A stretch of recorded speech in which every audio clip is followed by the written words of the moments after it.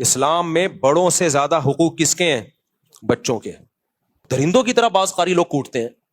تو اس لیے مجھ سے لوگ پوچھتے ہیں کہ قاری بچوں کو مار سکتا ہے؟ میں جواب میں کہتا ہوں اس زمانے میں مارنا تو دور کی بات, کسی قاری کو, استاذ کو, چھوٹے بچے کی بات کر رہا ہوں, مارنا دور کی بات, ہاتھ لگانے کی اجازت نہیں ہے, ہاتھ لگانے کی.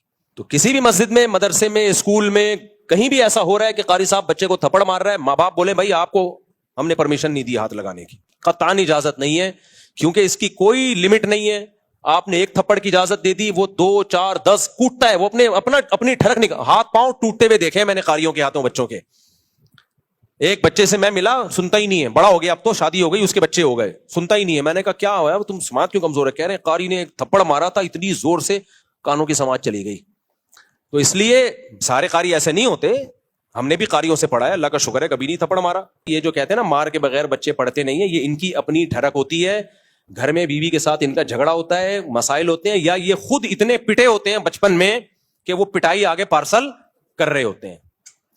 تو ہم نے تو پڑھایا ہے بھائی, ایسے بچے تو ایسے چٹکلے سناتا تو ہنستے تھے, پھر پڑھانا شروع کر دے.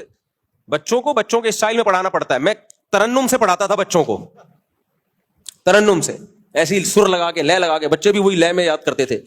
تو آپ کے اپنی بد اخلاقی ہوتی ہے, آپ کی اپنی ٹھڑک ہوتی ہے, آپ سمجھتے ہو کہ بچے مار کے بغیر پڑھیں گے نہیں.